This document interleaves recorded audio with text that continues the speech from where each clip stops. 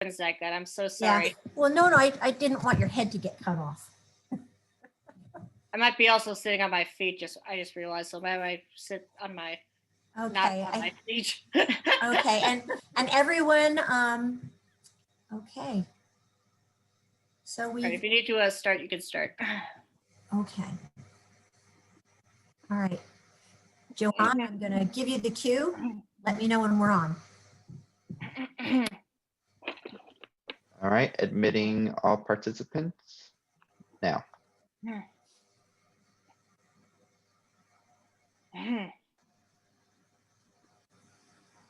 Well, welcome everyone. My name is Martha Frank and I'm a family consultant at Vermont Family Network and the facilitator for today. It's my pleasure to thank you for joining our workshop. Vermont Family Network has a vision, and it's to reach all families, help their children reach their full potential.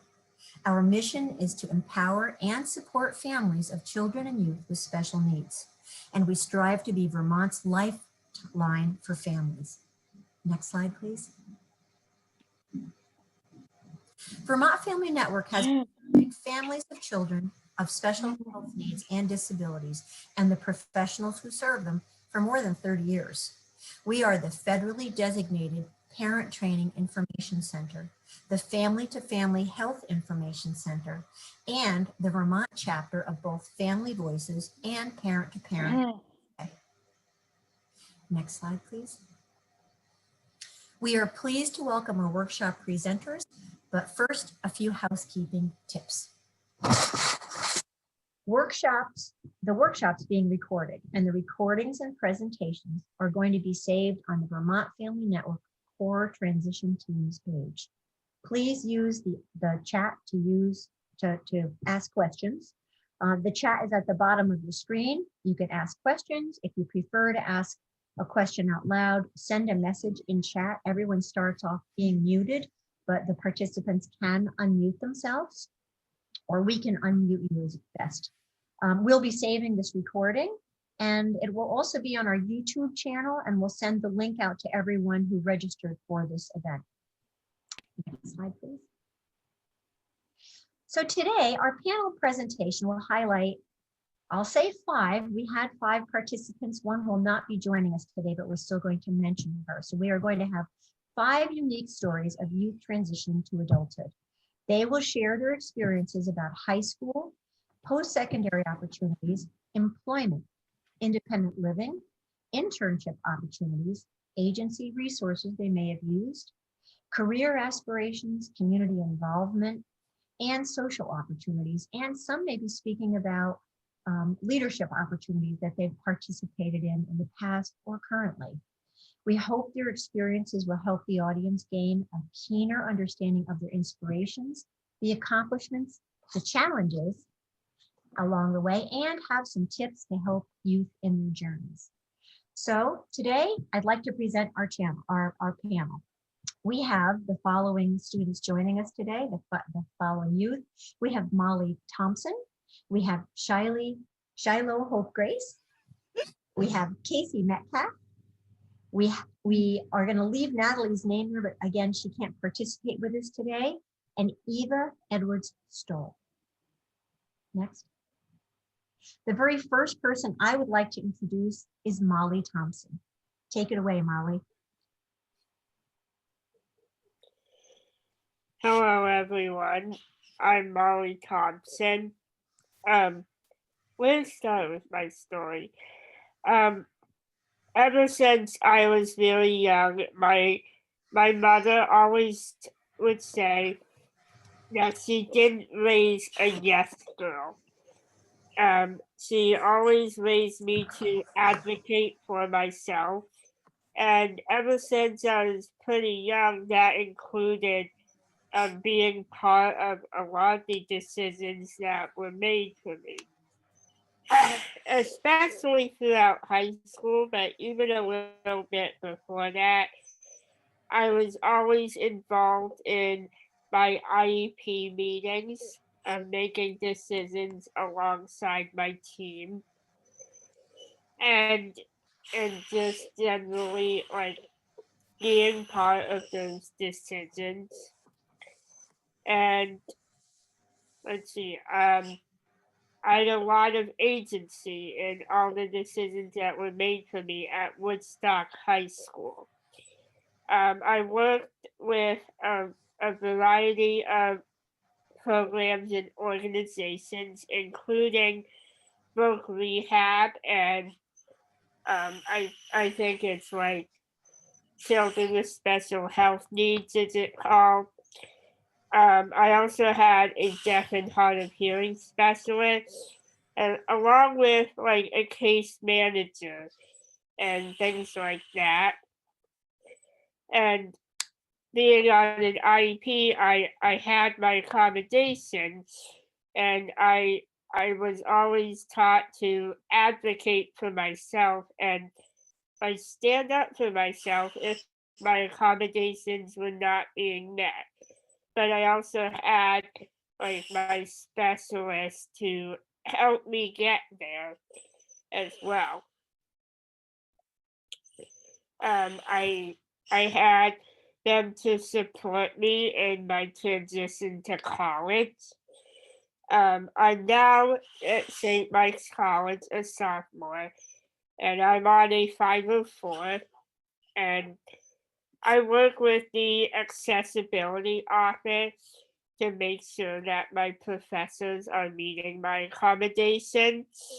It's really nice. I meet with them once a week, and if my professors are not doing something right, they go right after them. It's pretty funny, but I'm making a joke about that. I also work with the UVM Medical Center, like in Vermont Home Health, to have nursing at college because that's part of my transition to college, getting nursing care instead of living with my parents like I used to. And that's also been going well. Although a challenge with that is that they're very understaffed. So even though they are accommodating, there are limits with that. I've also gotten a lot of support in making the campus accessible. I contact an office whenever I see like a door that's not automatic or anything else that's not accessible. And I also have had a lot of career opportunities ever since high school. I've been speaking on VFN panels for a few years now, along with working with the Disability Awareness Organization, Changing Perspectives, and the Youth Advocacy Council, which Martha will plug in a little bit. And overall, my word of advice to all of you is to give the young people you work with the agency you deserve. Like let them be part of their own decisions and listen to them whenever they need anything. Like just listen to us. Thank you. Molly, thank you so much. And there's one thing I'd like to ask. I asked all of my participants if they could pick one word that described themselves. Can you tell us why you picked that word? I picked that word because, as I said, I'm really passionate about advocating for myself. I'm passionate about a lot of things really, and that includes like learning and speaking up for the things that I believe in, like I am now. Thank you, Molly. Thanks very much for sharing. Of course. We are going on to, next slide. We are going on to Shylo, Hope, Grace. Shylo, take it away. And Molly, thank you so much.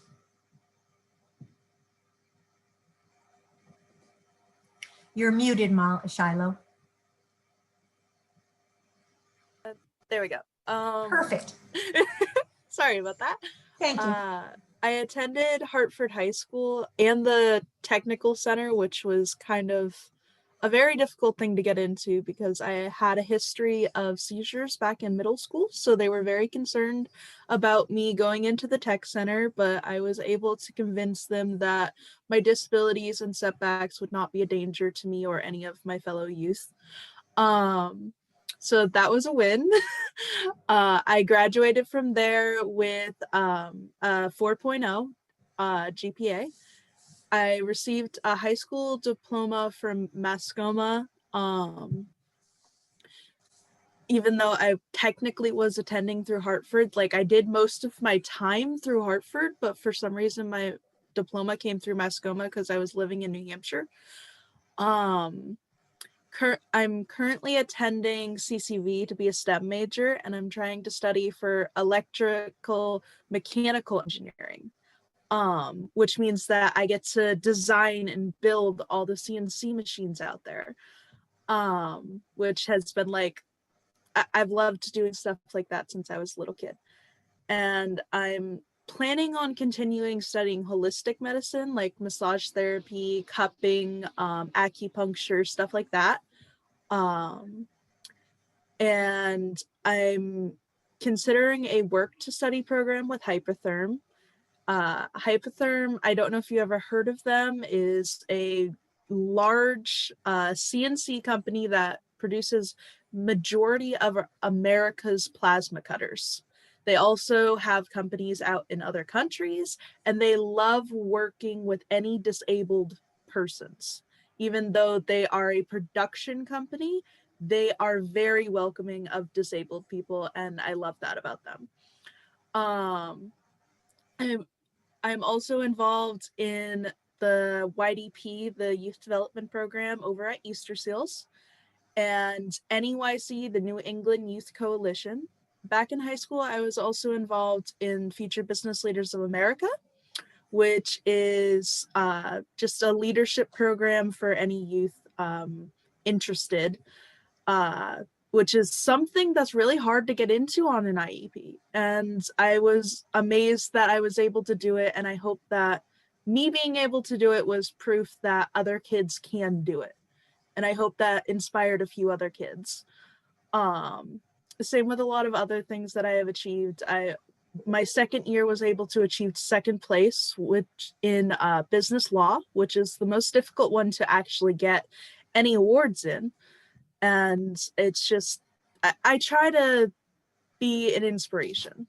I was also involved in an individual education program.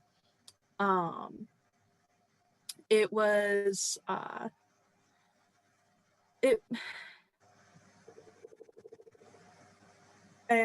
IEP was kind of weird because it was set up since I was in elementary school and wasn't really edited that much. So it never got really a lot of the things that I needed on it because the schools felt that they couldn't accommodate to my actual needs. So they just left the things that I didn't really need on it. So I felt like New Hampshire schools especially didn't really hear my word. I really needed a school that could hear my word, like actually use me as an input. They only ever listened to the parents or the social workers or whatever, instead of really my word, unfortunately. That was my personal experience. Hartford luckily did. Like I said, Hartford Area Career and Technology Center was amazing. There's actually one of my best friends who I wish I could get onto one of these panels. His Cody is like, he's almost fully blind, but he is studying mechanics over there. He is amazing. And I would say that the word that best describes me is resilient, because life has tried to chuck me down a million times. I was born dead. So that's what kind of caused a lot of my mental disabilities. Is I was born dead and I stayed dead for 5 minutes. So I was registered as dead. And then here I am.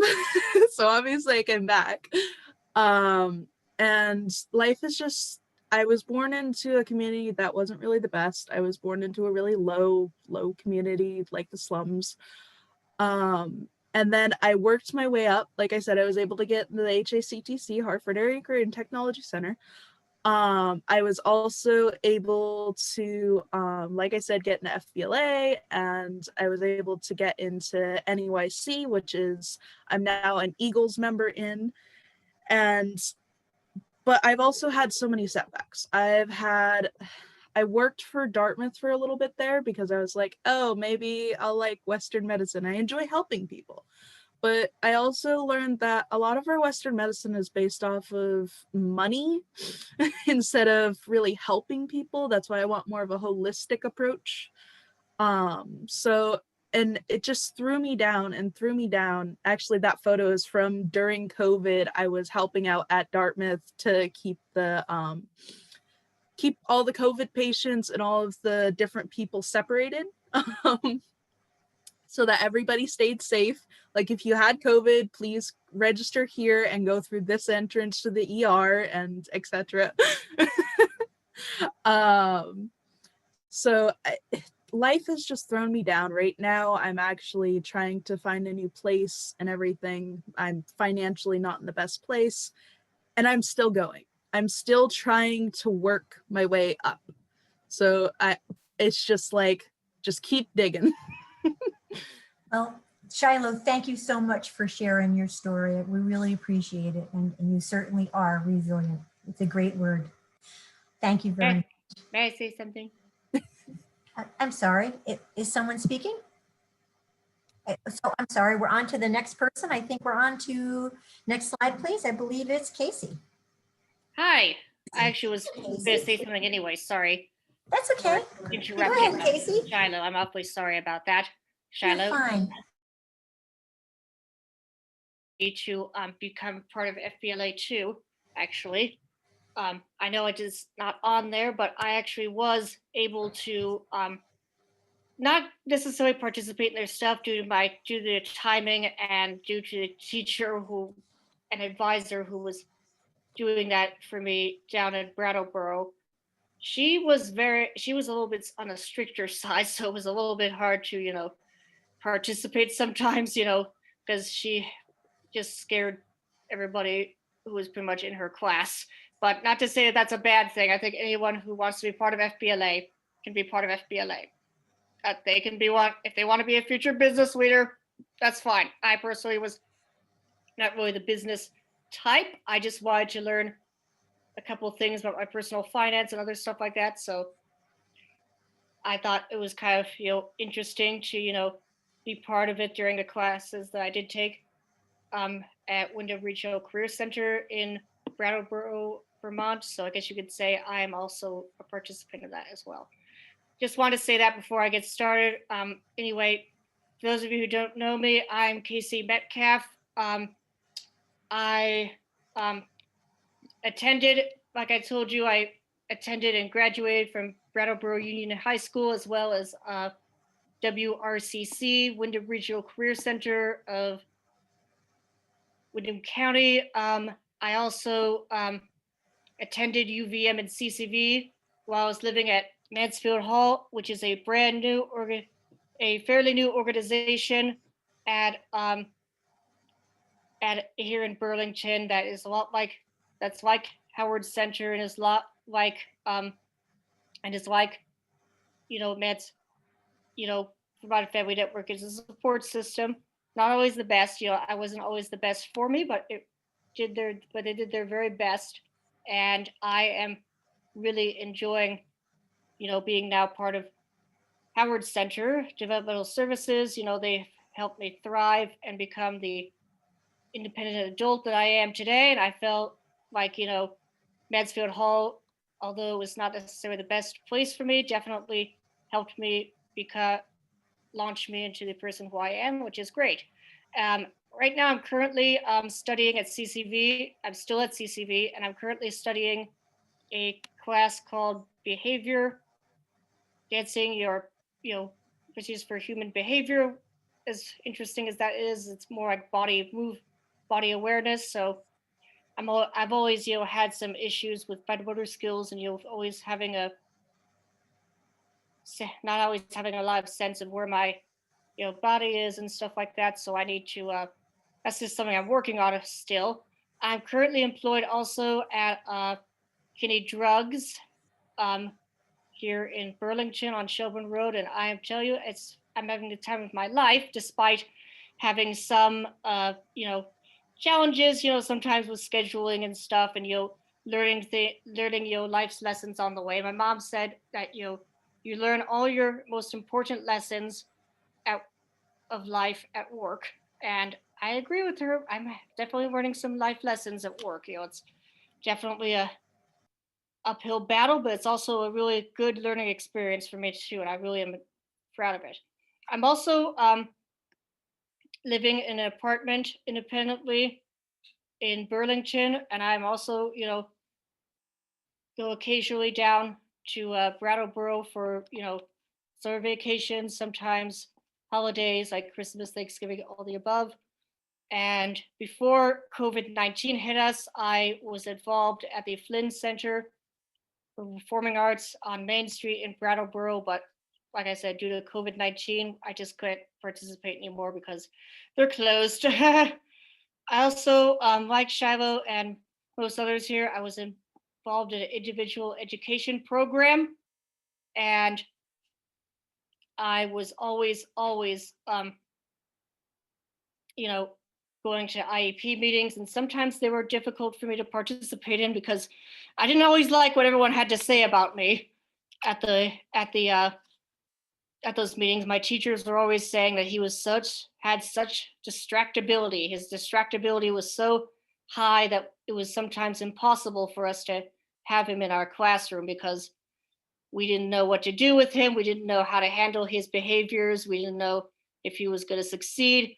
When I was born, particularly, I was born with oxygen deprivation, which is a telltale sign also of cerebral palsy.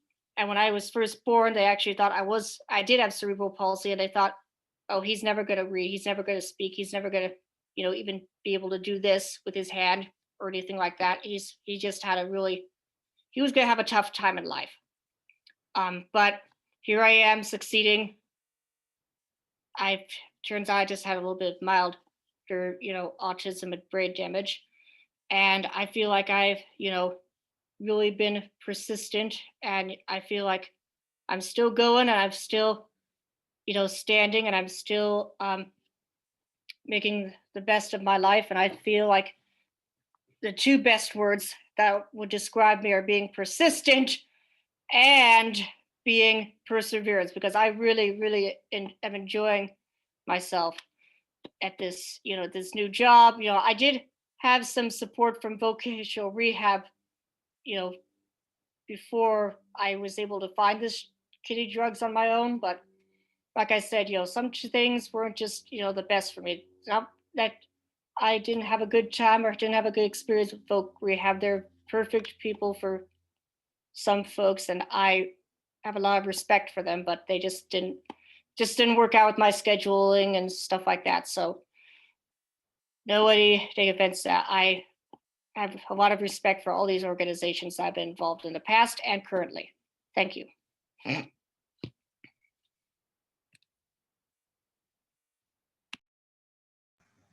Thank you, Casey. Thanks very much for all of your story, your retelling of your life and the involvement, and describing why those words were so important to you.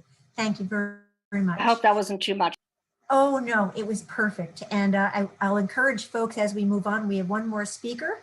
Our next slide will be, if we could flip to the next slide. Natalie won't be able to join us today. If folks would like to hear her story, she presented at our last presentation, along with some of the other folks here today, and that will be archived on our website. But moving on to the next, last but not least, we have Eva Edwards-Stoll. And if people would like to also start putting things in the chat, I think we have, after Eva's done speaking, we've got some time for questions and answers to our panelists. So Eva, take it away. Thank you. Hi, I'm Eva. I attended Burlington High School for 5 years, 4.5 really. I am currently working at Healthy Living and I love it a lot. I think Healthy Living is so great and I love the working environment there and I've made really good friends and it's just a very positive working environment for me. Um, I am still pursuing post-secondary college, but I'm not really sure what that is yet. We're still exploring options. I might go to UVM next year, but I'm just not sure with the pandemic and everything. I was involved in individual education and all throughout the years of my education and some of the special educators and paraeducators I loved very much and others we didn't really work as well, but that's okay, that happens. I've worked in a lot of different panels and especially the leadership series, which is where we get together on the weekend and we like talk about important things that happen to people with disabilities, have people with disabilities speak at the events, and it's a really fun time and I got to make friends through that too. And I really suggest that everyone look into it because it's a pretty cool opportunity to talk about disabilities when it's not really a mainstream thing that people talk about a lot. I would say the best word to describe me is empathetic because I really care about everyone. I really care about their well-being and I want to make sure that everyone is as happy as possible. So yeah, thank you. Thank you, Eva. Eva, could you talk a little bit more about the leadership series before we move on to questions? Can you tell us if you gained any leadership skills, where you might go next with what you learned in that series? So I think it's like important to like make sure that people who have disabilities are in a very good work environment. And I think I thought a little bit about this before, but then when I went to the leadership series, I thought about it a lot. And I think I really want to make sure that people who have disabilities who are employed are treated fairly and equally in every setting that they want and they can reach their dreams no matter what their sort of disability is and how it sort of presents. I think it's important that everyone has a dream and everyone can achieve it. So yeah. Great answer. Thank you, Eva. That was a great answer. Before we move on to questions, and I'm going to be looking in the chat box, and if we could go to the next slide, I want to share with all of my panelists that we haven't seen a lot of questions in the chat box, but we have received many compliments to each and every one of you for sharing your stories today. And I know you can't see everything in the chat box, but people have said things like, you are awesome, you're a fantastic advocate, you're an inspiration. So, you know, I hope you've gotten a chance to see some of those, but rave reviews from folks listening. And I do see one question. So I'm going to, we have a few coming in. I'm going to start with Cephacor. Cephacor, would you like to unmute yourself? Yeah. Let me know who you'd like to ask the question to. I think my question goes to all of them. Okay, so with a raise of a hand, when Cephacor asks for a question, raise your hand if you'd like to answer it, and we'll be able to have everyone participate. Thank you so much, all the panelists. I really enjoy your presentations. And the reason why I don't want to ask only one person is I have fallen in love with everybody's passion and energy. and the strength you have. So I'm the independent living coordinator of Vermont Center for Independent Living. I'm actually looking for people like you to be part of a workshop that I'm organizing to encourage the youth or the other young ones. For me, I'm just trying to invite you to that program on 31st of this month at 4 to 5 p.m. that we are just going to discuss generally how we can have a pathway for advocacy, especially things that you have done to get to this level. I would love you to be there and just share, not formally, like how you did something here, but we'll be talking. We'll be talking and having a pathway around what we have to put in place for a real advocacy for transition. So I'm so excited and I want to invite you. Thank you all. Sefakor, thank you for sharing that. And I will let all of my panelists know Sefakor has an event coming up that she just described this coming weekend. It's on the Vermont Family Network web pages, on the core transition pages, but I will send an invitation to each of you through your email so you can get some more information about that. So now I see, here's a question, and I'm going to look for a raise of hands from any of my participants. You have all used words to describe yourself, using words from habits of mind, for example, perseverance, empathy. Did you study them, or is it just a coincidence? And if you were taught them, how and why? So Eva is our first person. You're welcome to unmute. Okay, so this is kind of a funny question because my disability is Williams syndrome. And part of Williams syndrome is that we are very empathetic. Usually we are very empathetic people. There are, of course, you know, other people that might not be, who still have Williams syndrome, but like, I guess empathy is just sort of ingrained in me. I didn't really learn it. I didn't really well, I learned it from my parents, but like, I really have a passion for, you know, making, like, it's kind of hard to explain, but it's kind of like ingrained in me, sort of. So yeah. Thank you. Thank you very much. Any other questions from our guests today? And unless I see more in the chat, I actually have some questions myself, and I'll throw this out to my panelists. What advice do you have for teachers and youth and their families to prepare for going to college experiences after graduation or work experiences? Casey, you have your hand raised? Go ahead, Casey. I do, and I'm actually not muted. Whoops. That's okay. You're right. So I would say that my best advice is to never give up on your students. And just because you're in special education does not mean that your students are just, you know, there to get your job is not necessarily to push your students necessarily through, you know, the system. Your job, I believe that, you know, part of the job of teaching is to pretty much really try to make sure your students are really doing the best that they can and not, you know, give up on them just because they might be a little bit combative or might have a severe disability.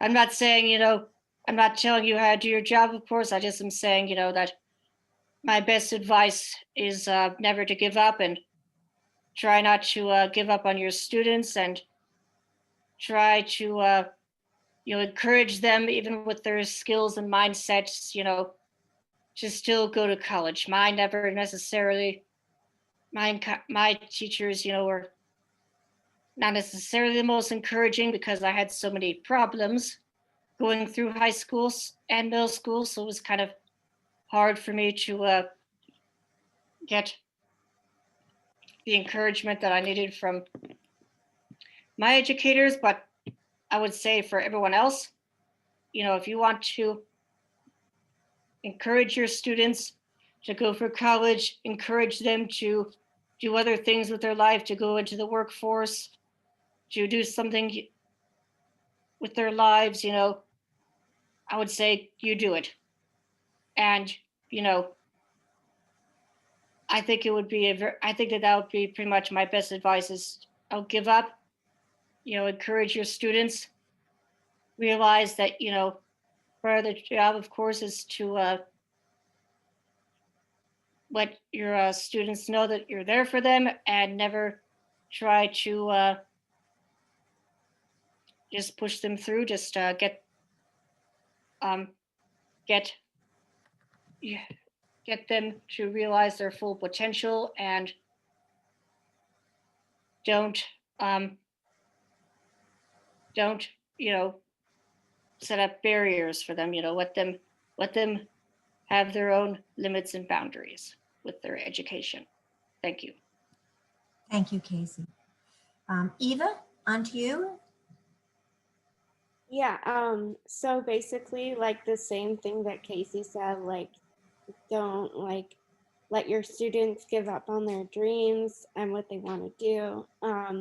I did see that Penny Stevens asked what I wanted to study when I'm at UVM, and I want to study like animal behavior, but I'm also going to be part of Think College at UVM, which is like this alternative to college so that you don't have to like, it's kind of hard to explain, but it's kind of like you only have to do like 2 classes per semester instead of like 5 or whatever the regular requirements are. And you have someone that goes with you that helps you with notes and stuff. And you get to pick what you want. It's not a minor, a major or a minor. It's like you can do anything you want as long as it's within your comfort level, of course. So yeah. Thank you, Eva. Thank you. And thank you for answering her question. We're running shorter on time, but I want to ask Molly a question. Molly, you talked about the Youth Advisory Council, and Johan, if you could advance the next slide. Molly, if you'd like to talk about this a little bit, there might be, for some of our listeners today, they may not be familiar with Youth Advisory Council, and many of them are working with young people who might be interested in this opportunity. So would you like to speak about how you got involved, what it meant to you, and what that participating in that actually is like for you? We have about 4 minutes left. Okay. I believe I was connected with the Youth Advisory Council, or I think it's the Youth Advocacy Council now, through the Vermont Family Network. It's a space for disabled youth to get together and talk about the issues that affect us. And basically it's us advocating for ourselves and making our own change and educating others on it. And I think it's a really great way for us to have agency over what the changes that we want to see for ourselves and people like us. I was part of this for my senior year of high school. Last year, college prevented me from joining, but I'm getting back in. We met with the governor a couple years ago, and that was especially empowering to be able to tell the governor what we wanted to see happen. I think meetings are like every few months. Like, I'm not sure about the logistics, but it's a really great group to join for disabled youth who want to advocate for themselves. Thank you, Molly. Molly, can you also talk about what they put together every year? What's the what does the Youth Advisory Council do after they meet every other month? But Yeah. they do after they've decided the topics that are very important to them. Where does that information go? There's a youth summit that happens in May every year, and we spend the whole year before that discussing topics that we think are really important to address.